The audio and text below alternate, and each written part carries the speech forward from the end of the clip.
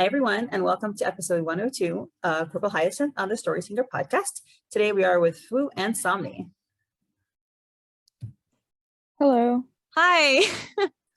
So we're super excited to do this episode. It's called Calculated Crash, and we're going to split it in three, and Somni is going to start us off.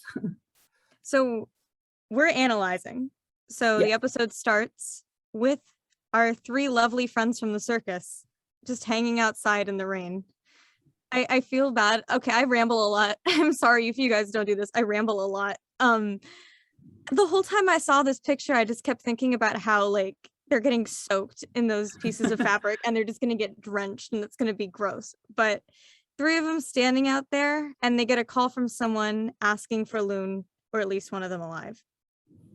And we see clearly that one of them has the tattoo from the circus. I think a lot of people are saying that they think it's going to be Raphael. I've read that a lot. Yeah. Do you guys have any thoughts on that? Yes. Last night when I saw that, I was like, that has to be Raphael. And I'm not sure if I've introduced this theory like on podcast yet, but I have this theory that the messenger isn't actually Raphael. And I think that if it is actually Raphael here, then he wouldn't be the messenger, because it seems like messengers would mainly like stay to their posts when they do phantom scythe business. So I don't know if they would really go out on the field as a normal operative. Like I think they try to keep messengers and apostles and PS operatives, like everyone divided like that. So that's why. Yeah, I hear that, because I feel like being a messenger probably is like they don't want to risk their lives, like they're maybe a little too. But yeah, I also think having it be Raphael would be great for plot purposes, because there's Will in the building, there's Lauren in the building, and any encounter between them would just add so much drama, and I think that would make for a great story. Mm-hmm. I also think that sorry, go ahead. Oh no, you go ahead. I was gonna say, I think it'd make most sense if it was Raphael, because I feel like how Redcliffe, he's involved, like he's one of the apostles, but he doesn't really involve himself in these missions. And then the messenger, I feel like the messenger wouldn't involve himself in like footman missions. Like I feel like it's lower people in the circus and then someone higher, and then an apostle who's Redcliffe, who's in charge of it all. Like it wouldn't really make sense to me if the messenger just had two different like things to do. If that makes sense. If the messenger does show up sometime this arc, like with the other PS operatives, they would probably show up as the messenger themselves and not because like as you guys said, I don't think it would be worth, especially Redcliffe, I don't think he would want to risk the life of a messenger who he has been working so closely with for the bomb operation. Like maybe any other messenger, because apparently the messengers do rotate around a bit with the apostles. Only Messenger 7 is the only messenger that is working with Apostle 7, with Apostle 7's whole bomb thing. So I think this is the place, right? This is the place where Apostle 7 is storing his bombs. So it wouldn't make sense for Apostle 7 to send out his messenger knowing that that messenger could get hurt or worse. Mm-hmm. Yeah, I also don't know if the other two are necessarily in the circus. They might just be, any random PS members. Yeah. If they were in the circus, I mean, we have a plethora of circus characters that they could be. So I wouldn't be surprised if they were. Yeah, I wasn't sure. We have a large group of them to choose from, so. Yeah. There was two characters who I was like, I'm not sure if you guys are Phantom Scythes, and they were Artemis and Morpheus. Like they were so wholesome. I was like, please don't be Phantom Scythe. But when I saw those other two characters, I was like, I forgot about Eurydice and Orpheus, and I was like, oh my god, I swear, Artemis, Morpheus, if that's you. No. They just have who are the two that like swing in the circus, like swing together on the Zephyr? It's like Zephyr, Eurydice, and Orpheus. I think they all do. So they're just gonna have them go in there and swing off of these broken catwalks like it's the circus, and Raphael just in there just playing piano. There is no piano for me to play. There is no yeah, but that was the analysis of that so far. And then I do have one thing to say, like the fact that whoever's talking to them on the radio says capture at least one of them alive means that they don't care about the other one. And it's that line is meant to induce anxiety in us, knowing that they only need one and that they'll easily kill the other one. Now, I don't think they're gonna die. I don't think either Lauren and Kieran are gonna die because we need them for the story, but it's supposed to make us scared of that. It makes us scared of separation. And speaking about that, I believe it was Amelia on the PH Discord who suggested, like, what if the APD apprehends one of the Loon members, but the Phantom Scythe apprehends the other? And so then I was building onto that, and I was like, okay, if that does happen, then I think it would be Lauren who is captured by the Phantom Scythe, and then Kieran who is captured by the APD, because if Kieran got captured by the Phantom Scythe, I think it'd be over for him. Oh yeah, no, I remember you saying that, because like they already tortured him numerous times. Yeah, like if they do it again, it's not going to be torture anymore. It's Enzo. But like, if it takes like 13 men to take Kieran White down, I really don't think they're going to bother trying to torture him again. It's not really gonna. It's like a slap on the wrist. They would probably just stick Bella on him or something like that. But yeah, like we've already seen Kieran White get hurt by the Phantom Scythe, right? So maybe that is like foreshadowing to this, and he does get captured, but I don't think he would really have a good chance of survival unless he got external help, like if he was captured by the Phantom Scythe.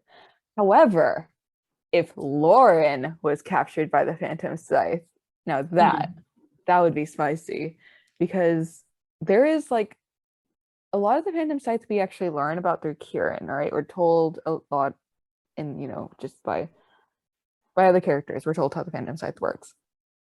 But I think what the season and just the story overall would like really benefit from is, or at least it'd be like a really cool bonus, because I don't think it's really lacking that much, but what would be really cool to see in the story is like operations from the Phantom Scythe, but more internal. Because like we have seen Bella and Kieran perspectives, but we don't see them for very long. So having a character actually go into the Phantom Scythe and explore all the inner workings, I think would be really interesting. I appreciated the one scene we had when we saw the leader. I had no real imagination about what it looked like inside the Phantom Scythe, but when I got to see it, I was like, wow, this is a really nice aesthetic you've set up, and I like the interworkings of this, and I would like to see more of it. Initially, oh, sorry.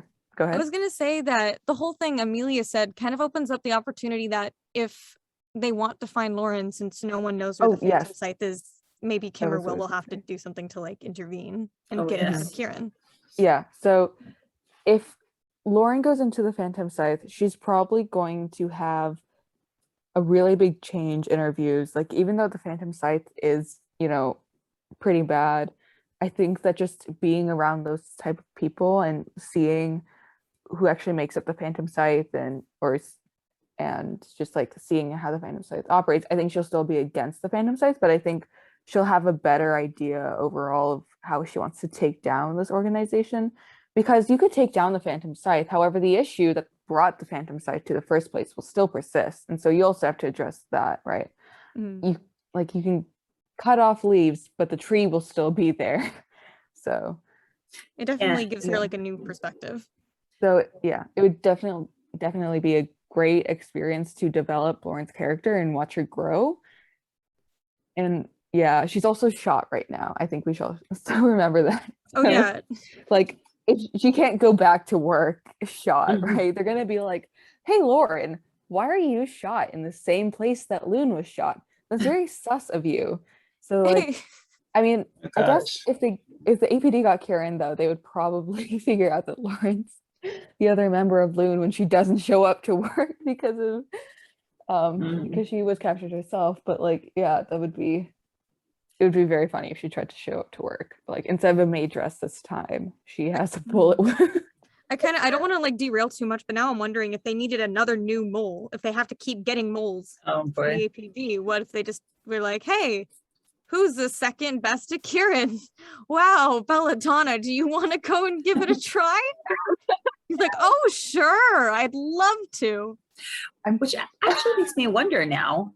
Here's like, you ever thought about the fact that Harvey was placed as a mole, right? And Harvey's like a random guy, right? He's not anyone special. And then the next person they put in was Kieran. I feel like they use someone too like powerful, right? Mm-hmm. Like, oh, yeah. What was their purpose for putting Kieran in specifically? Like, it wasn't just, I don't feel like it was just a regular mole mission.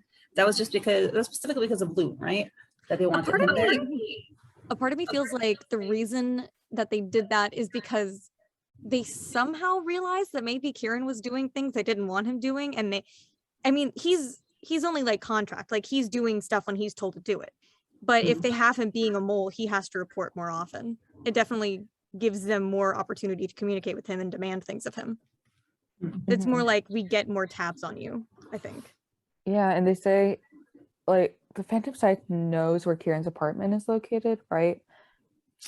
And there's that line, the Phantom Scythe has eyes and ears everywhere. But then Kieran took Lauren to his apartment in episode 36. So it's quite possible that someone saw him there, right? I don't think Abel Sandman would be using the photos for blackmail or anything. I think he's pretty against the Phantom Scythe, so he would try to avoid working with them and helping them figure out Loon. So but maybe at some point we all think that something's going to happen to Sandman, and if they capture Sandman, they'll probably find those pictures. Oh, true. They didn't do it at the time, like at the time that Kieran was placed as a mole, like they didn't find Sandman, but yeah, I mean, definitely could happen in the future. So like it is, I think already that the Phantom Scythe is already like aware of at least one person of Loon, whether it be Lauren or Kieran. I think they know someone. I do too. I feel like they must. Yeah. So that leads, before I forget, if Kieran gets captured by the APD, right? Because one Loon member goes to the PS, one Loon member goes to the APD. I think just Kym, Will, and Kieran working together would be pretty fun. I mean, I know they're trying to get back Lauren because they don't know if she's dead or alive, but I think it would be good development for Kieran, like to be separated from Lauren and be forced to work with these new people. Because if we like look back to episode 84, I think, yes, he's like, I'm not one of them, and he's like, they're not really my friends, and I'm not really one of them, when he's referring to Kym and Will. I think it would give him the perfect opportunity to actually bond with the people at the office away from Lauren, because I think I don't think it would work as well if Lauren was there, because I think she'd be encouraging him. I don't know if Lauren would encourage him because he's the PH, but like I think she'd encourage him to be more open. So I think he needs that development away from her, just like how Lauren needs the development away from him. Yeah, he needs friends. Boy needs friends. He's a ENFP. He needs friends. Blame a friend of mine for getting me really into MBTI, but he's extrovert can't be extrovert. Sad, but watch Eclipse not even be the four of them, just the three of them. That's fine. But going back to analysis, after that we have the lovely purple Hyacinth title, and then episode 102, and then we go into a panel that I want to talk about because I always think about this. There's like numerous panels where at times, like serious times, Kieran's eyes will just like light up. And I've been trying to keep track of when they happen, but every single time they do, it's like he goes numbness mode. And in this one, right after like the events of the last chapter where he just shot those people, like he's like zoning out. He's like, oh, this just happened. Then his eye is like slightly shining. I always think that's a nice detail, and I want to like discuss what I think that means with somebody. Have you guys ever Yeah, I mean, it's funny because I know somebody mentioned on the last podcast when we had this, they were trying to see his eyes to see if they were dead eyes, like he had after like Chandelier Man and a few other times. So it's funny that you're looking like kind of for the opposite. Yeah, I think because it did that in 43 during a panel. Right. I think it happened during another panel in another chapter, but it always seems like there's something behind it whenever it happens. And I think it's more like his loss of humanity is that when that happens. It's right. good to see. But at this point, he's just shot them and like the world's kind of stood still. And then he calls back to Lauren asking if she's okay. And it's like everything starts going back into motion. And she's realizing that he just saved her. And he saved them. Yeah. They saved them, their friends. everybody. Yeah. Yeah, I think, yeah, as it's pretty obvious by Kieran and the way that he's framed that he's very numb right now. It's like he's probably reliving something. I wouldn't be surprised, which I will talk about later. And baby. As Lauren's watching him, I think when he remembers that Lauren is shot, that's what like snaps him out of it, because just the difference in his expressions from the first panel of him to the second panel of him with Lauren in between. And yeah, when he turns around, and that's when Lauren realizes. He slaps this car. This Kieran White can fit so much adrenaline induced worry into it. He's I love how concerned he is. I like never cry at Purple Hyacinth chapters. I think this is like the first or second one I've actually cried at, because I was like, Kieran White, you are one of my comfort characters. Do not make me sad right now. But after this, she realizes like he just saved them and he hasn't killed anyone else tonight except for them. And that was like when we were specifically in like life or death danger.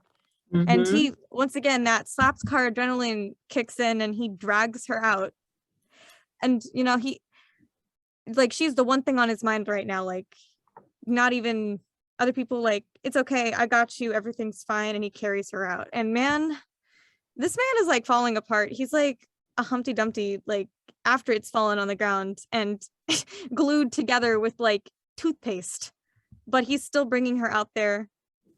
And she says that I've never seen him use a gun before and his aim was perfect. Ooh, I love it. I love that, because, you know, I mean, we all kind of like were thinking this, well, we all were thinking this before, but I like how the authors are hammering this point home that, like, you know, there's something there about Kieran and gun use. He knows how to use and he doesn't use it. And like what you said about him being traumatized, I think is 100% true. Yeah, so we know that there was a character that Kieran was protective of, right? Bella makes this statement, like, this character, like, he was super protective of, and, like, to the extent of, like, you know, how protective he is over Lauren, because Bella said, wow, I haven't seen you so protective over someone, referring to Lauren, since ... We don't actually know who that person is, but I think just based on his reaction in this episode to Lauren getting shot, as we'll see a bit later in a few more panels, I definitely think this protectee character that Kieran was protective over, they were definitely shot, and that's probably how they died. And there's a line that Bella says, or maybe it's Kieran, one of the two says, wait, no, I think it's Kieran. He says, like, we both use guns for, or we both avoid guns for like very different reasons, something like that. I think I think that's Kieran. I think he avoids guns out of his own trauma, right? And then Bella avoids guns because of Redcliffe's expectations of her, because I'm pretty sure Redcliffe is the one who forces her to use the Golden Viper venom. Interesting. Yeah, I'm curious on what Bella's thing is. I guess we'll find out too. But that's a good theory about Kieran, you know, not using a gun because of the person he loved being killed. It'd be even more interesting if he was the one that had to use the gun on them. No, don't say that. I know we love to hurt our hearts here, but that's too much. I'm numb to my own dumb ideas at this point, so it just hurts other people. But Somni. after that, Somni, you can't hurt me. I talked to Olivia about this months ago. You can't hurt me with this. I know we speculated already, but I also read it somewhere or thought about it myself. I don't remember, but like, yeah, I pushed that thought away. But also somebody pointed out on the Discord, I forgot who, that Kieran used his voice, and both of them have been very careful not to speak, but he just shouted. So we don't see Will and Kym mention it, but I do wonder if they'll remember later. But I'm wondering, like, I was thinking about that too. Sorry, Somni. Do you want to say something? Oh, okay. I was just gonna say, like, it's maybe they recognized his voice. Yeah, I was worried about that, right? Because he did disguise his voice earlier in this arc, but there's also like I think there's also a lot of explosions and gunfire going on right now, even though like we don't see it in the panels. So like I'm not sure how loud it is in this building, and if anyone like outside of Lauren's vicinity would actually be able to hear him. Sure. So he might be safe this one time. Just this once, please. Just one good day. You again, buddy. I don't know, because this one little detail of nobody recognizing his voice is not going to make him safe. Not in this episode. The circus people from outside are just like, I recognize that voice. That seems pretty similar. Oh, no. Oh yeah, like did Kieran work in the circus? That's a theory for a whole other episode. Yeah. Oh, should I share? I think I'll share the Athena's the messenger theory at the end, since it's not relevant right now. But let me continue so we can get onto your analysis, because mine is hushed and it's going to get so self-indulgent in the next few panels, and I'm sorry. I approve, Somni, please. Oh my god. So he brings her down and he sets her by some boxes, and she's trying to thank him, and then she realizes after he hastily rips her jacket off, because like his modus operandi right now is Lauren okay? She just got shot. Need to be as fast as I can, which I also lend to the whole theory you said before of how the person he loved was shot. Like, I need to work as fast as I can, because what if he couldn't be fast enough before? Oh, wow, it's so tragic. And I think he's trying to talk. He's talking at this moment like, you're really bleeding. You're bleeding all over. And I feel some part of me is like, is he talking to himself to calm himself down? I think that maybe. And she's trying to tell him, I'm fine. It's just my bicep. I think Lauren is the type of person where she'll just like try to wipe everything off. Like, I just got a concussion. It's fine. I'm going to go jump around on the roof at the Carmen Camellia. I just got bonked in the head. It's cool. I'm going to just go straight back to work. It's fine. I just got shot in the bicep. You know what? It's fine. But he's like, no, you're not fine. Stop worrying about everybody else. And he grabs her face. I think about that often. I know. But when I first saw this, I was like, am I seeing things? I was like, am I delusional? There's no way they actually have this real romantic moment. I was like, that's what I thought. Tell me. Wait.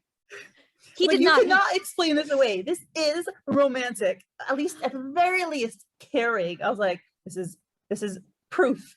Nobody can argue with this, and I cannot believe this is happening. The thing that gets me is that 93, he wants to like comfort her and touch her head, but he doesn't. But in this moment, he's so overwhelmed by how worried he is about her that he doesn't hesitate, and he actually holds her cheek.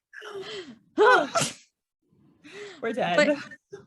But I think that, you know, like I said, he's like very like patient. Like, he's not pushing things. He's not trying to push her boundaries. Say, I can't do this. I don't want to like put you out of your comfort zone. But in this moment, I think he's not even thinking about that. Like, he's more concerned about if she's okay, and part of his body is just trying to calm himself down by like touching her, making sure she's still there. Like, calm down, it's cool, it's fine. And then the panel that absolutely destroys me is when he says, do you even realize? And his eyes are shaking. Oh dear God. I was so shocked to see this level of emotion in Kieran, and this level of effuseness or effusivity, whatever. He's not one to talk about his feelings. Like, he's sarcastic all the time. He never is real. And here he's just, you see like a glimpse of the real Kieran coming out, like the one that he tries to hide all the time. Oh, it's so beautiful. It is. And she sees it for that time. Like, in the rare time she has seen it. I think the last time she saw it was like 43. And now she's seeing it again right now when he's like screaming, like, do you even realize? It's like a really stark difference. Like, the last time I saw you be so human was when, you know, 43 happened. And now it's like, you're telling me you care about me, and like, do you even realize how much your life means? Like, she's No. He says you could have died. When he said you could have died, God damn it. What I thought about was how Kieran, maybe in his heart of hearts, kind of acknowledges what Lauren means to him, and how she's really the only like human that we know of, at least, who has a relationship with him, like a normal, like friend to friend relationship with him. And like the thought of losing that is just it's just overcoming him so much that he can't put the facade on anymore. he can't. It's cracking. And there's also the whole like, I want humanity, but and I'm okay with it being taken away, because it's already been taken away for like years, but you don't want to lose that humanity. Like, I don't want you to lose yourself, because you know, you actually deserve it. You actually have people that care about you.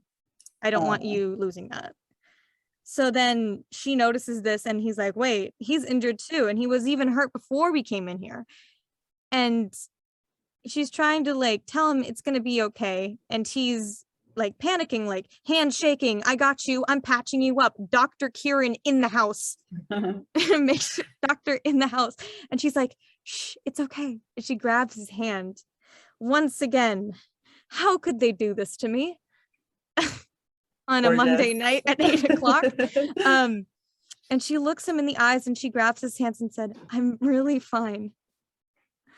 And he looks at her like in the eyes. And I think this is one of the only times, besides like the awkward conventions or awkward, like, is this okay moments, where they just look at each other in the eyes, like meaningfully. And Kieran's face in that moment just, to me, exudes panic.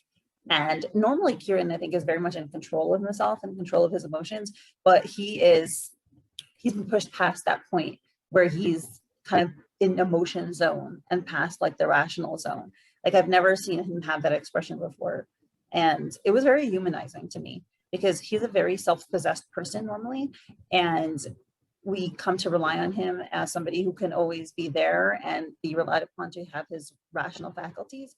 But to see him panicked was just, it was great to see him be humanized in that way. Like, it was great to see him at all. Yeah. I mean, he's definitely reliving something. Ammo. Like, I think, yeah, he's, you know, being in the Phantom Scythe, he's probably seen this moment, like seeing someone get shot, right? He's probably seen this moment who knows how many times, countless times, right? And a lot of the times, I bet the people that he's just watching don't survive. And, you know, it's, Kieran was able to, you know, perfectly shoot all of those people in the last chapter, so it is most likely that he did get formal gun training. And so the thing is, we don't know what Kieran was training on. Oh no. So like, little children. Okay, I can't say it. Whoa there. Sorry. Sorry. Whoa, but little puppets. I meant puppets. Puppets. Small-sized puppets, almost human-sized, child-sized puppets. Sorry. Better. And then the next part. Before we do that, I don't know if I think it was wrong, but like the part where Lauren extends her hand to him. So at first I thought that she extended her hand, and then she paused, but it looks actually like Kieran was just, you know, kind of took his hand away to tie the bandage that he was bandaging around her arm. But I thought it was a really good parallel to 93, where he almost touches her and then he goes back. But this is kind of like, this is the complete circle. You know, she tries to touch him and it doesn't happen, and then she does do it. So they're not hesitating anymore. They're not going further away from each other. They are going closer. Like they are taking that final step. The hesitation motif that shows up is not appreciated enough. I appreciate it so much in everything they do. There's always like a really weird bit of hesitation with the two of them. And I like that with, so with Lauki, like their whole motif is like hesitation. I think with Kiwi, their whole thing is restraint, like holding back. So I think for them it's more like being unaware at this point. I don't think either of them recognizes that they might have some feelings toward each other. That's true. I can appreciate that as well. Maybe I'm just hoping for things. I'm self-indulgent with my love of these people. Oh yeah, I mean, that'll happen eventually. It's gotta be. But yeah, I agree. When she grabs his hand, I love how that just like pulls him out of it. I love it so much. I can't even say. When I read this chapter, I was like, have I died and gone to heaven? Like, what did I do to deserve all this like emotional, relational content? I was like, what are Soph and F doing? They're finally giving in and like indulging us and giving us what we want. Am I dreaming? Is this something happening? I thought I didn't deserve a second 93, but I guess I get 2 desserts. Okay, thank you. But then she kind of opens up and she's like, it's okay, there's other officers. And then she says the line, like, I'm not ready to watch anyone die again. Like, I think she's like losing her mind. She's losing her composure and she just lets it out. Like, she does not want anyone else hurt. And she chokes on saying this. Like, I don't want anyone to die in an explosion. And I don't know if that was like an accidental confession or that was like on purpose, but he definitely responds to it, but she cuts him off.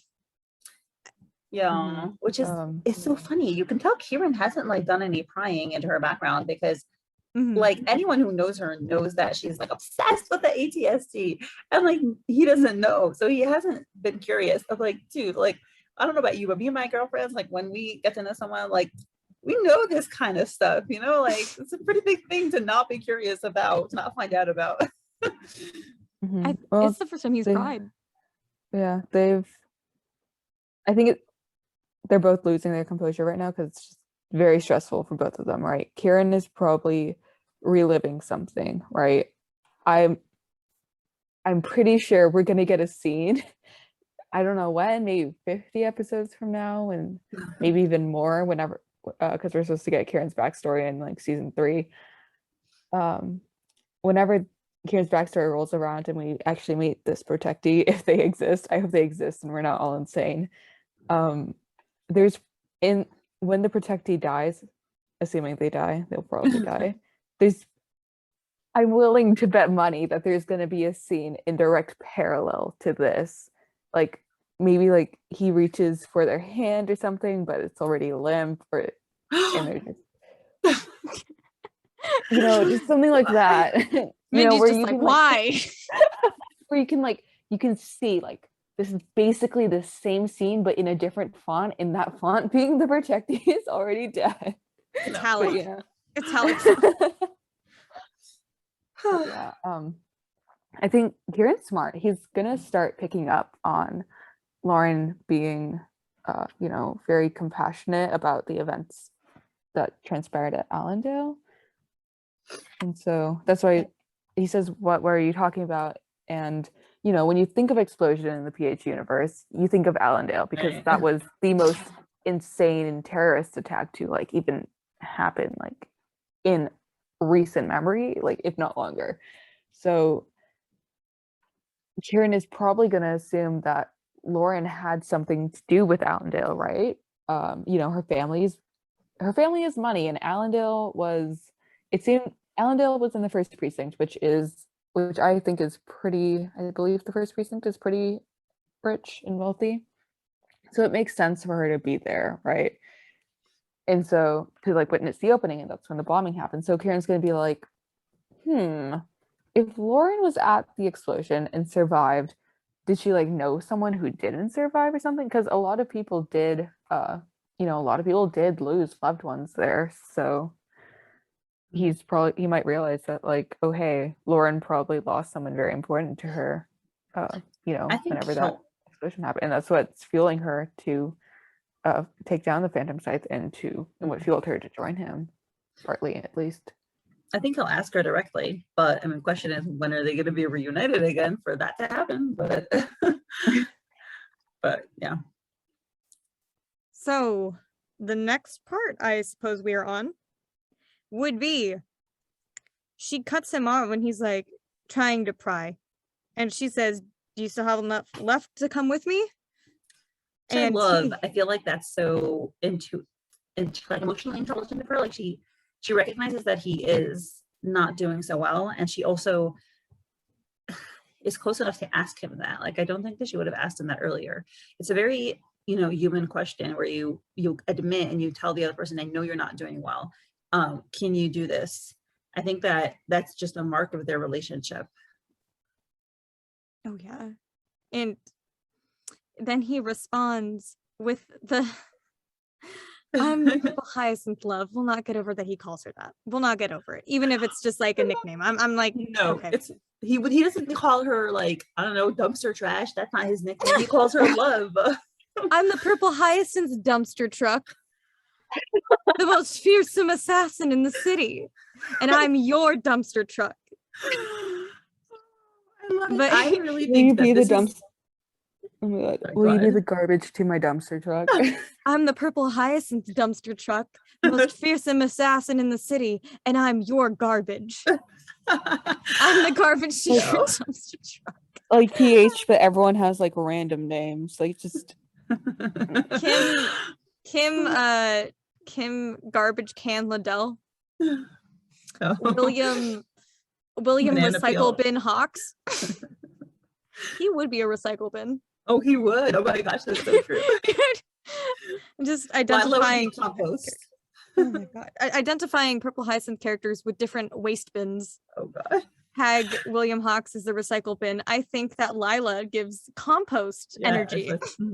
Kieran is glass, well, besides for a garbage dumpster, but Kieran, because Herman is glass, he's all sharp and jagged. Oh my god. Won't make you bleed. Wait, Lukas is like the trash can that burns everything, or like a wood chipper. Yes. Oh my god. Belladonna is no, you know what? No, like Mara's one of those fancy trash cans that you find in a rich person bathroom or at like a restaurant, where it's like, is this actually a trash can? It looks too nice to put trash inside. Anyway, but he says the line, I'm the purple hyacinth love, and it says frown. A lot of people, I think, in Phantom Sides pointed this out, that like frown hasn't appeared too often. It appeared one other time, and I'm trying to remember when, but he doesn't look like he's frowning, and I wonder why. Maybe this is just the whole COVID, I can't see your true smile because you're wearing a mask thing. But I wonder why he's frowning. His eyebrows are a bit furrowed, which could be why the frown is. Maybe he's saying like, Lauren, like, why are you doubting me? Like, really? Like, you know I can do this. Like, you don't think highly enough of me. We're like, Lauren, I'm the purple hyacinth dump truck. I thought in the city. I thought that he was like still lingering on that moment of like, what are you talking about? Because like there's that she switched topics, right? So he's like, what was she talking about? But he's still responding to her question, right? So internally, he's thinking about it. He's thinking about what Lauren said about not wanting to see more people die in explosions. But externally, he's like, okay, let's do this. You know who I am. Don't doubt me. Don't doubt my abilities, darling. And then, Dump truck. So, what do you think of his use of the term love? I'd love to hear your opinions. I think he's still using it as like, nickname. Okay. The thing is, he just started using it recently. That has something to it. There's something to this. He never called her that before. Why is he doing it now? I mean, okay, listen, I have a little bit of a bone to pick because like I think it's just me just not like I think I'm just not interpreting things like how a bunch of other people are doing it, but like I keep seeing scenes, right? And people are like, oh, this is so romantic. Kieran's being romantic. And I'm like, and I like think about it and I'm like, if we like switched one of the characters like with Will or something where the story would be like, those two probably won't be endgame, so it'd probably be more platonic of an interaction, but like everything stayed the same, would people still consider it romantic? Will would use this word love.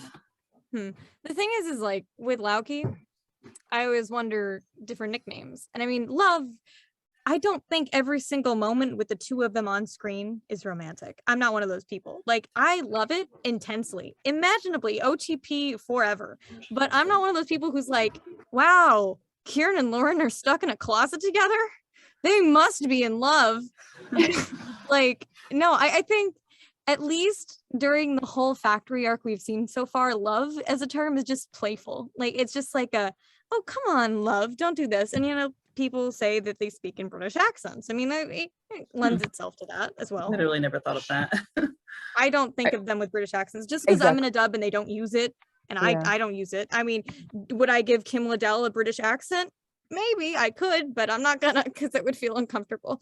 But I literally can't imagine like Will, Kym, or Kieran with a British accent. Kieran mostly. Like if Kieran had a British accent. Willem, where are my watermelons? Yeah. Oh my I don't I've think never of their seen you any voices. restrained, Willem. Oh, yeah. I realized like I don't hear any voices in my head at all when I read like novels or webtoons. Like I'm not an auditory person, so I don't hear anything. And that's but I think it goes into the whole like British thing maybe as a possibility, just love, but you know, I can dream. I can dream. But then he says that I'm your partner, and she comes back with, thank you, partner. Let's take the catwalks. Oh, she has a little smirk on her face. I love it. They both have that same spirit. Yeah, before we move indomitable on, spirit. Yeah, before we move on, just to finish my thought, I do ship Lauki. Like I've shipped it more like months ago, and I've kind of just moved on a little bit now.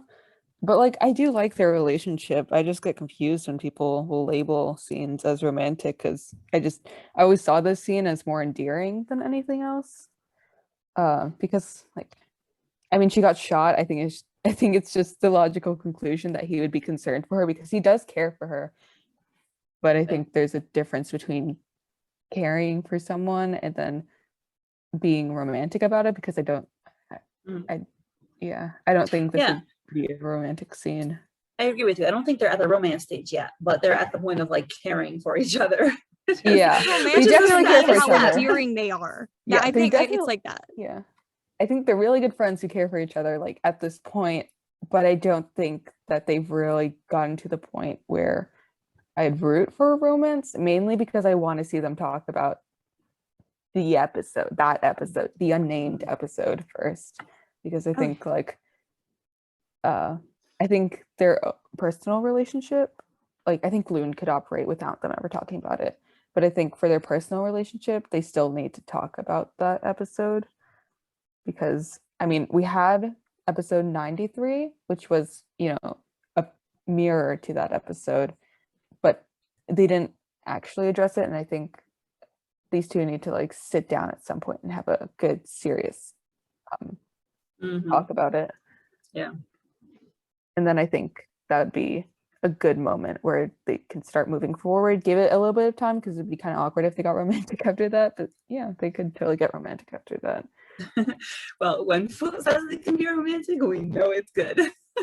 It can be, and I root for it. But let me go on so we can get through this whole episode, because man, we have not even scratched the surface. I'm kind of glad they cut the episode in two. Oh, there's so much more. Yeah, I think it's actually Fwoot's it's the Kym and Will section. Oh yeah, sorry. So sorry, I forgot the catwalk. Go ahead. But so Lauren says, let's take the catwalks, and so they're going to be crossing over the factory, and we cut to Kym, Will, and Lukas. Will is on his radio and Kym is examining Lukas. Will is yelling, "Officer down," requesting immediate medical assistance, and then Will looks over to Kym and says, "Kym, Lune got shot earlier. One of them saved us, but the other was down, if that's what you think." And so I think Will right now is thinking that the one who saved them, they probably don't know, but which means that the one who got shot is probably Lauren, because I think they both know that Lauren doesn't have a shot as good as Kym. Like the skill that Kieran showed was like, you know, Kym. She's the sharpshooter, so I don't think Lauren would have as good as aim as Kieran or Kym. So they're probably and these two probably know that from working with her, so they're probably like, if Lauren was in Lune, she's the one who got shot. Also, to me, it's fairly obvious which one's Kieran was from Lauren because of their hair. But I guess they didn't notice because, like, I mean, Will was chasing one, and Lauren, and you know, Kym was chasing the other, and she suspected that one was Lauren. So I kind of assumed that they were able to tell the difference.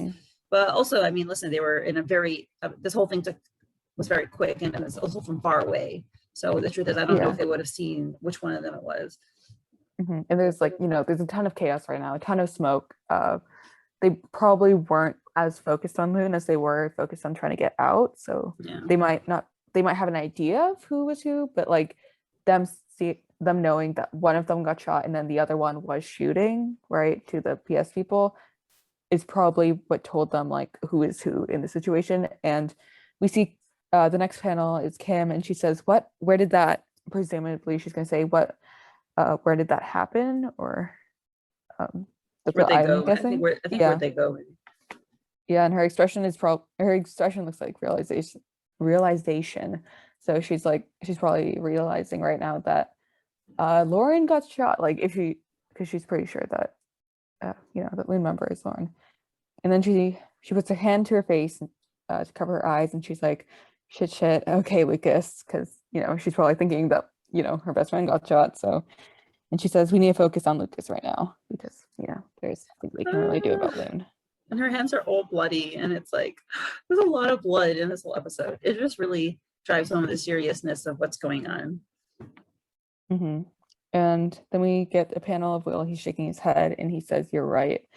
And Kym takes a very unsteady inhale. Her hands were shaking, and these two are very concerned about Lauren right now. I feel so bad for them. Oh, what are they gonna? I'm so curious. Okay, sorry. Do you think Kym is gonna blame this on herself? Because if Lune was able to evacuate along with Kym and Will, then this probably wouldn't have happened, right? However, I agree. Both teams got held up because of Herman's order. Yeah. Stupid. And I know Herman ordered it. Like, I know Herman ordered Kym to arrest Lune, right? But I still think Kym had the autonomy in this situation to not listen to that, because she knew like the stakes at this point, right? She knew that like this place is filled with bombs. I feel like Kym is the smartest character, in my opinion, like of the 04. So I think she would realize that like now isn't the best time to try and confront Lune, because we don't know what's going to happen. We don't know how long this will take us. And right now, the most important thing is to get out of this building. Yeah, it was filled with PS members that they just temporarily knocked out. Like, why would you not get out ASAP? Exactly. Like, I don't get that. So I think it's quite possible that Kym, when she reflects on this, on these episodes, it won't be episodes for her, it'll be reality for her, but like, you know what I mean? When she reflects on this time, I suspect she's going to feel a lot of guilt, because if she hadn't tried to arrest Lune, right, if she had taken the initiative and taken the responsibility to be like, no, I'll address this later, but right now the most important thing is to get out, then none of this would have probably happened, because they would have had the time to leave, right? So but since she did hold up Lune is trapped in here, Lauren is shot, right? Lukas is shot, because Lukas has to come in and help them because they almost got shot, right? So she's probably going to feel really guilty for this, and she might end up blaming the events of this evening on herself. Yep. So Kym is going over what happened to Lukas. She says, unconscious but still breathing, 3 bullets, one in his arm, the other in his leg, and the last one to the chest, blocked by the vest. We need to get him out of here. And she turns to look out for an exit way. And Will says it's too dangerous to move him now. He fell from the 2nd floor. Even if the vest blocked the bullet, he still may have severe internal damage. And how the hell are we supposed to carry him through a shootout? Poor Will. I like it. It makes a lot more sense that like Kym is much more impetuous than Will. Kym is like, let's just do it. And Will's like, but no, he's a little more fearful and a little more like a little more cognizant of risks. You know, some people are risk takers, and some people are risk sensitive, and some people are not. And like Kym is not risk sensitive, and Will definitely is. So, oh, Somni, did you want to say anything? I was gonna say maybe that also goes into the whole like he's a lieutenant and she's a sergeant. Like more rank ahead of her, and I think she's letting her impulse and like worry kind of drive her a bit more. I think at this point Will is more concerned to staying safe, and then Kym is like, we just need to get out of here. Like she wants to leave this place. So Kym turns around because Will's protesting, and she says, and what kind of medevac do you expect to find in here? We have to at least try. He's losing too much blood. And Lukas he kind of whispers, mumbles it because he's very injured right now, and he says, I told you I'd kill both of you if I had to listen to any more of your bickering, and he stumbles through that. I love Lukas. I love him so much. I love it. He's possibly dying, but he just won't stop being grumpy cat. I love it. Even on my deathbed, you will be the death of me. Oh, it's so heartening. It was a good moment of humor and levity to break up this very intense episode. And I love when people are like that. I hope I don't get into an accident, but I hope that if I do, I crack jokes like this because it's so inspiring.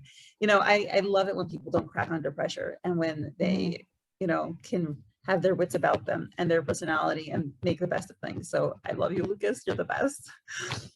He may also be trying to like take his mind away, right, from what's actually going on, because like he's gonna be in the hospital for a bit if he survives this. So like I think as much as like Lukas says that he hates it, I think like deep down he does like listening to them bicker, because like I don't know, it's entertaining. Yeah, it's very entertaining. I think he sees them as friends, like even as much as he hates them. Yeah, he probably recognizes that they like each other before they do. But like, will you shut up and kiss already kind of friend. Yeah, he and Lauren, their energy together.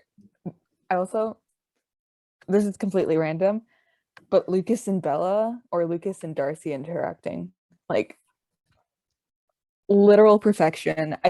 If that ever does happen, it'll only be for like 3 panels, but I would literally take those panels and frame it in my room because it would just be glorious. Yeah. So Lukas is such a good character. He doesn't get that enough recognition. So Will and Kym both turn to look at him because they thought he was unconscious, right? He's listening to them. And Kym's like, Lukas, did you say something?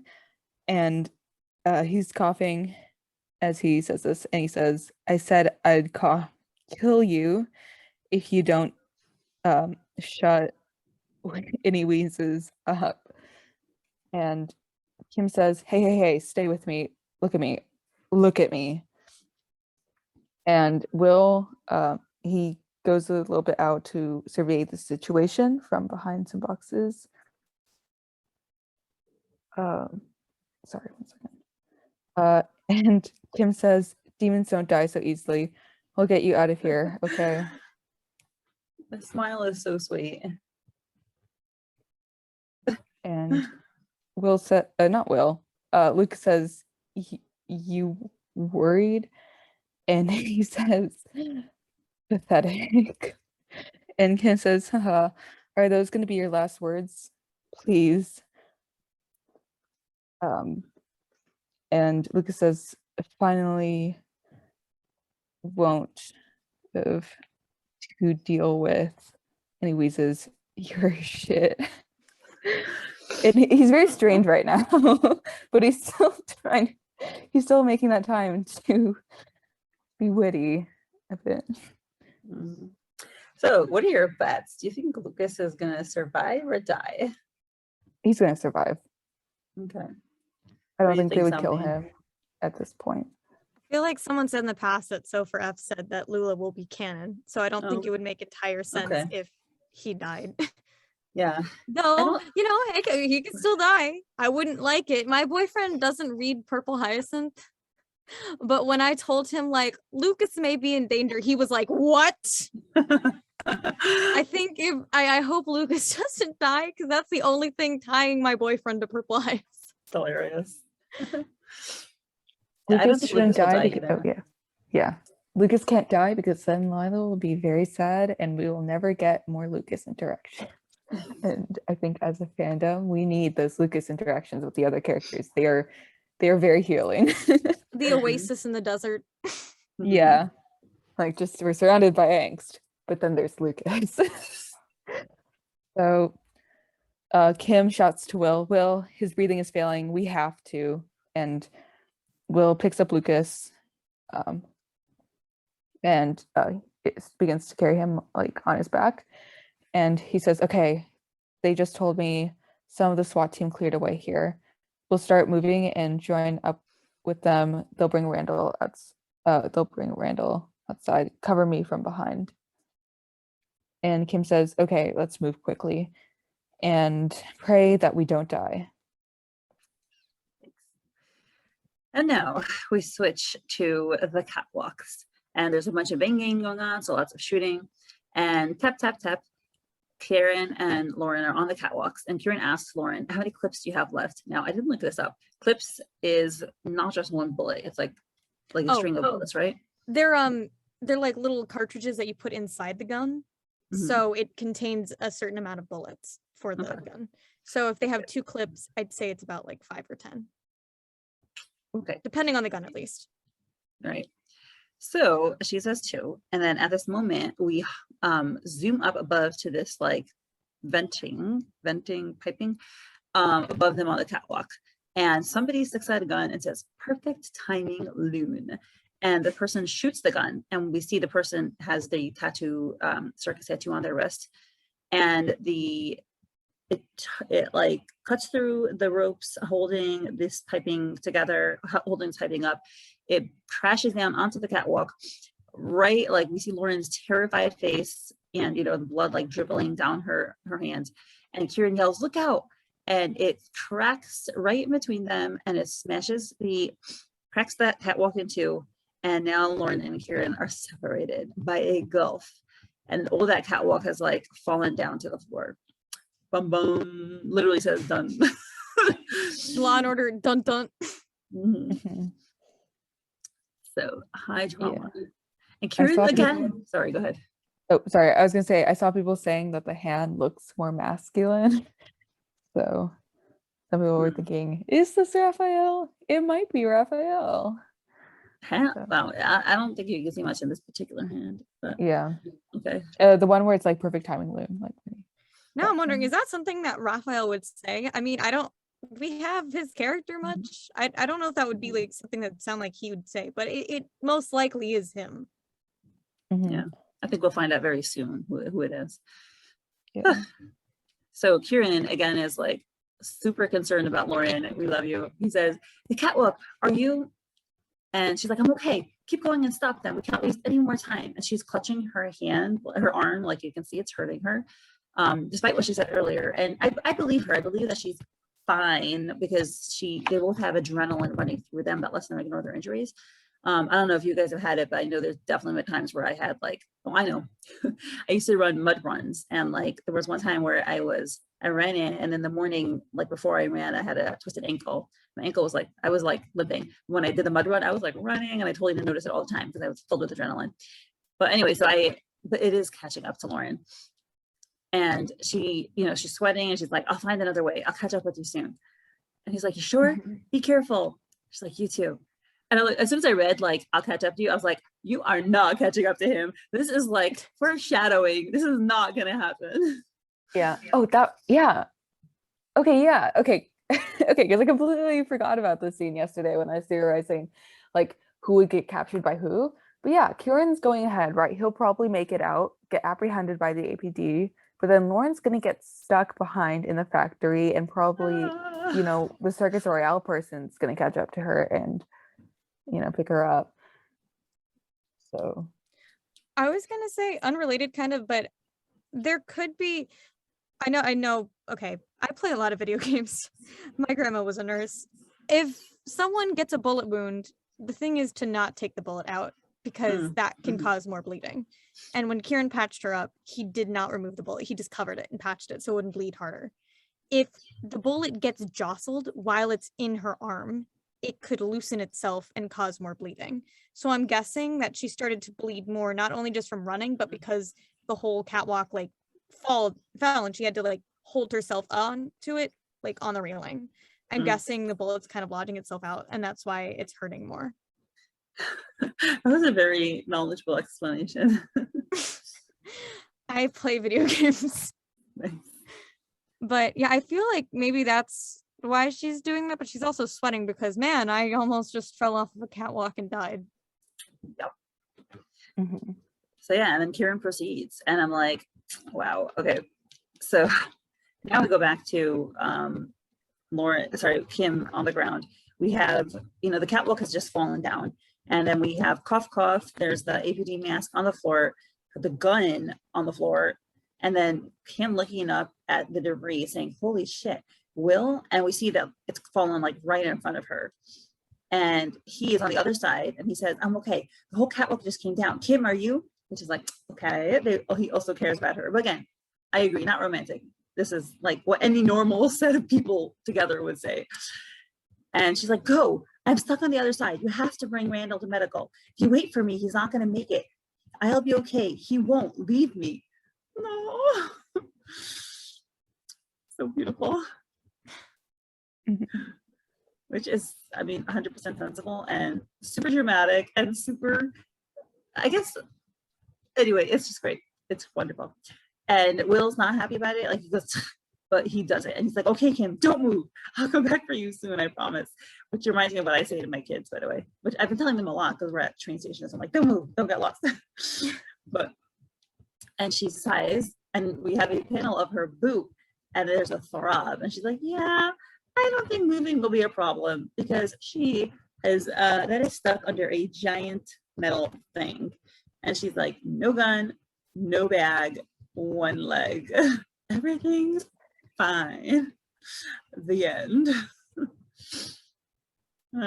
What's the bag? I just realized. Bag is I was reading that. I was like, bag. She might have had. Did she have a gun? She had them before, and Lukas threw her a bag, remember, of bullets and stuff. So maybe that was she meant to. No ammunition. If she could find a gun. I was gonna say the whole when he says, I'll come back for you soon, I promise. Whenever anyone in any media says, I'll come back for you, I promise, it never ends well. Yeah. It's the same thing as like, I'll meet with you later, like Kieran and Lauren said. I have this theory. My theories aren't smart, you know that. But I was like, if Lauren meets up with Kym, Kym may pretend that she's Lune or swap clothing so that they take Kym instead, because Kym can't move. Kym is stuck. If Kym can't move, how would she get clothing to swap into to get out of her APT uniform? And where would she get that clothing anyway? Sorry, I know, but okay, go ahead. Would they have time? No, but like, would they have time to take off their clothes and like put new clothes on? I think that wouldn't be. I don't think that would really be a priority for them.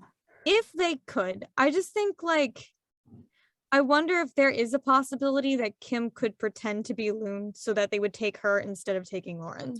But like, why? How would that help? I mean, besides for like the general impulse to not have Lauren apprehended, like, how would it be useful? Like, because she knows that Lauren is more injured than she is, and if you hand someone who's injured over to the stand of sight, but who knows? Once again, my mind just says what it wants to say. I don't think, like, I think Lauren would actually have a better chance of surviving being in the Phantom Scythe than Kym, because if Kym is apprehended, right, with them thinking she's Lune, but it turns out she isn't Lune and she doesn't have any useful information for the Phantom Scythe, they're going to kill her off. Yeah, they're going to kill her off, especially since she's like police. But if Lauren is apprehended, the police, not the police, the Phantom Scythe definitely has some use for her, because she has information about Lune, right? And depending whether it's Apostle 7 taking her in, or like the general PS, then like she has information for both groups. So, oh my god. Oh, what did you just think of? Wait, okay. So like, yeah, so okay, so there's Apostle 7's Phantom Scythe, right? And then there's the leader's Phantom Scythe, right?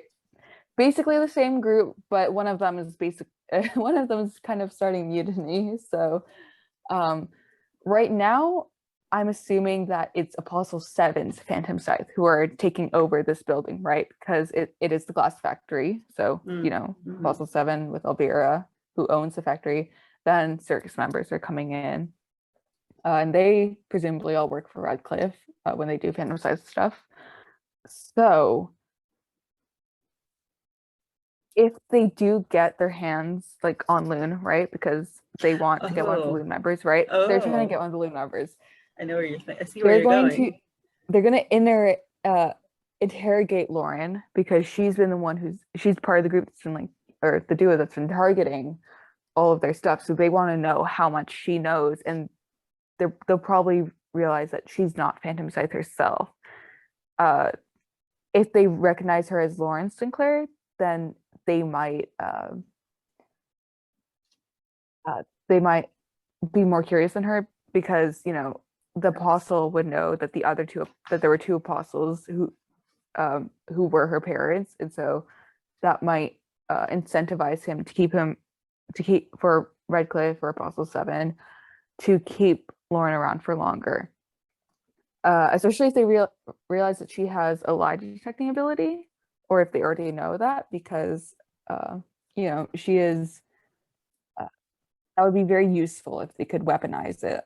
And then also she is the niece to the chief of police, so a good hostage situation to get information from the police and get goods from the police and stuff, because Tristan would want Lauren back, especially since also her godfather is the advisor to the king. So, but now I'm thinking, like, how would Lauren get out of this, right? How would we would assume that Kieran, Kym, and Will are trying to help her, right? Or they're working together to try and get her out. But the thing is, none of them are insiders to Apostle 7, right? Kieran, of course, he does his own investigating and stuff, and he has, he is Lune, so he has been able to take down some some like A7 things. But he doesn't work closely with Apostle 7, so he wouldn't have that information on how to get Lauren out. However, you know who does? Who probably would know where Lauren is and who probably could get her out? Yeah, it's gonna be Bella.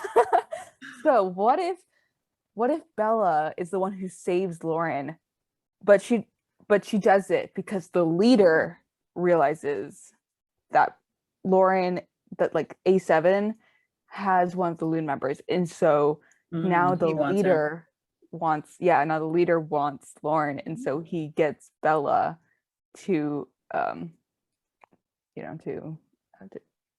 what my brain just started to help her escape, but then Bella takes to the leader. Yeah, I think there's so many interesting things that can happen from here. Like, I'm open to anything, but like, it'll be dramatic whatever happens. I think that's super plausible. I'm also wondering though, like, because I thought that Raphael, right, that's the Phantom Scythe member that we assume is here, or the Pantheon member. I also was thinking that Raphael is the spy master. So I'm wondering if this is Raphael, would the spy master do this? Like, yeah. Well, that's like kind of like asking, theory upon a theory kind of question thing, but yeah. Yeah. Well, it has to fit together, right? For it Right. to be plausible. Mhm. So it's very interconnected. So, you know, if one thing means this, then another thing could mean this, but then what do Mhm. all of these things mean? Yeah. I'm content to just let it all wash over me. Like whatever happens, happens. I'll be surprised either way because I'm like, I'm just, Mhm. I'll be happy with whatever they give me. I mean, I Yeah. don't know if I'll be happy, but like, I'll be, I don't know, satisfied in some self-torturous way. And I guess that leads me into the whole Athena is the messenger theory for like Apostle 7, because I think we would get that reveal soon if Lauren is does get apprehended. Maybe actually I don't know, because Athena is kind of a public performer, so like if Lauren ever did escape, that would not be good. So yeah, a while back I was thinking about this line that I'm sharing this for the podcast because I don't think I've shared it here before. A while back, I was thinking about this line that Apostle 7 said about how the messenger reported how Darcy had visited Bella. And I always thought that was like a weird line because that put Darcy in harm, right? And I didn't think that Raphael, who we all assumed was the messenger, I didn't think Raphael would do that to Bella because uh, it has been theorized that Raphael wants to keep Will safe, right? So he doesn't talk to Will much, right? Because he doesn't want the Phantom to realize that he still cares for Will, because then it puts Will as a target and Will might be used as blackmail. So I was like, if Raphael understands the pressure of having someone you care about and wanting to keep them safe, would he do that to Bella? Because I think we all have like high hopes for Raphael and we all want him to like, you know, help out his brother and stuff. So like he would need to be a good person. So we're like, I was like, would Raphael really do that? So I did some theorizing and we don't sorry, I'm checking like this theory right now. So it's like, okay, I don't think Raphael would do this, right? So, and we also like found out that Raphael was the messenger after like 3 episodes of knowing he existed, and that's like very quick for a Purple Hyacinth mystery. Like it usually doesn't happen that quickly. It's usually spread out and there's more clues given out over time. So I'm like, this doesn't seem very in character for PH to immediately be giving us the answer that, oh hey, it's Raphael who is the messenger. And so I always thought that it was like they were diverting our attention. Cool. So we knew that had to be someone in the Pantheon, right? If it's not Raphael, then who is it? It's probably not Eurydice. Obviously, it's not Bella. We've seen them in the same room. It's probably not Eurydice because her tattoo is on her thigh. I'd imagine that. I don't remember where Morpheus. I don't remember where Orpheus, where his tattoo is. I think it's also on his thigh, probably. So he's matching with Yuri. But then I was like, you know who we haven't seen the tattoo of? Athena. And like she's the leader of the Pantheon. She's named after the goddess of warcraft and strategy. We don't have we don't know where her tattoo is. And it could very well be on her wrist, same place where it is for Raphael, but we never know because her jacket is covering her wrist. And there's this one panel of Athena where it's very obvious, but on her circus baton, there's a head of a raven or a crow. And that is like the same bird, or at least it highly resembles the mask of a plague doctor, right? And those are the kind of masks that the messengers use. That's so smart. I never realized that. So, that's a cool theory. I like your idea of the quick reveal being a diversion and they're fooling us all along, because I think they're totally capable of doing that. Yeah, because like, I mean, we're assuming that it's him, right? We don't have like serious confirmation. Like he doesn't take off the mask and voila, underneath is Raphael. We just know that he has the tattoo in the same spot. And Lauren flashed back to the messenger tattoo. So, you know, it's very possible that like Lauren thinking it was just a way to get us thinking about it and us taking it as a confirmation, but really it's not a confirmation.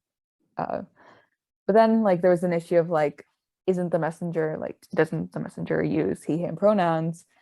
But that's what Lauren uses. And like I was looking at the Carmen and Camellia scenes, and it's kind of hard to tell from Lauren's perspective if there are any telling sense of gender. So I mean, the messenger does have a more masculine appearance, like physically, but binders do exist in the PH universe, and we have seen Lauren use them before. Yeah. So to be more discreet about the identity of the messengers could use binders. Yeah. In PH, I feel like a lot of the characters are portrayed very like gender neutral in terms of their bodies. Like they're very like slim. Everybody's kind of slim. So yeah, I don't take the fact, like when I see a messenger with a hooded face, if there's a hooded face to me, I'm like, you don't know if it's a boy or a girl. Like that's just my my assumption, you know. I mean, I even think the leader could be a woman, which is kind of a little delusional because the parents, you know, Rachel and Alexander called him a man, but whatever. Still. Yeah. So like Lauren, the authors using like he, him pronouns for the messenger from like Lauren's POV just ties into the whole like, what if they're just trying to throw us off? And so I was thinking like, if Athena is the messenger, right, then who is Raphael? Does he have a bigger role to play in this? And that's when I was like, he might be the spy master because he is the son of the old chief of police, right? So they would probably trust him. And he does have ties to the police, so it would make sense for them to send him out. Especially since Raphael's letter, they left her will, it was very heavily implied that he himself did not buy the ticket and that it was organized by an external party. Yep. So yeah. Also, Athena looks really similar to Apostle 7. Like they both have the blonde hair. And the ponytail, and like I know it's like it's so little to go off of, but like I wouldn't be surprised if she is, if she isn't related, then she is trying to like emulate him. That's the word. I was like, what? Yeah, she's trying to emulate him because Redcliffe was and sort of seems like a very much father figure to the Pantheon because he did take them in as kids and they were all orphans, so like they would have all looked to him, right? So it's very possible that Athena got super attached to him, unlike I don't think Bella was super attached to him. She just, but like it, and just as a survival tactic, probably Athena just tried to be like him. I mean, when you have nobody, you attach to whoever is there, even if they don't treat you well. The Stockholm syndrome. So yeah, that's the Athena is the messenger theory. So, Somni, do you have any final thoughts on this episode? I love theories. Oh yeah, well, that's true. That's the truth. Yeah, I mean, my thoughts. I'm not. You know, honestly, in terms of like predicting what happens next episode, I don't really care. I'm like, whatever happens, it'll be dramatic, it'll be great, it'll be awesome. And I'm fully like, we know, Soph on Instagram said that her editor called this episode a breather. So we know it'll be horrible and intense. And I bet you it'll just be like, it'll knock the wind out of us. But I'm like, however it happens, it happens. Like, I'm just looking forward to it. And today, Soph confirmed that there will actually be no mid-season. So there's not going to be a hiatus or anything. So like, I'm just like, there is probably going to be something dramatic, like very dramatic, that there would have been mid-season for. And now I'm just wondering what it is. And I'm like, I hope that this factory arc is coming to a close, because we've been here for a very long time now. And it's kind of obvious, but this isn't one of my favorite arcs. I have liked the last 2 episodes, but I think like it's time to start wrapping it up. So now I'm like, would the mid-season end with Lauren waking up in an interrogation room? Because like a lot of us are thinking that Kieran and Lauren would like discover phantom sight tunnels, and I've been like very wishy-washy on that theory, like the further that we get into this arc, especially now that they're separated. But I'm like, what if Lauren does end up in a tunnel or like something phantom sighthy? Like, oh, that's like, and that's where the mid-season would have ended, because like, yeah, I can also see him watching Lauren get kidnapped by the phantom sights just to drive in that guilt a little bit more. So this could have been preventable. Yeah, that's a good one. Well, guys, my computer is dying and I better get it to an outlet before I lose this recording. So thank you so much for coming on. This was fantastic. Somni, I'm glad there was a fellow emotional romantic person here. So, oh my god, if you ever want one, that's always me. Yes, yeah, I think there are some openings in the future episodes, so yeah. Thank you so much, and I will catch you all next week. Thank you for having us, as always. My pleasure. Bye. Good night. Have a good evening. Thanks. Bye. Yeah, it's like 2 a.m, by the way, for me. Yeah, so. please sleep. Yeah. Bye. Bye.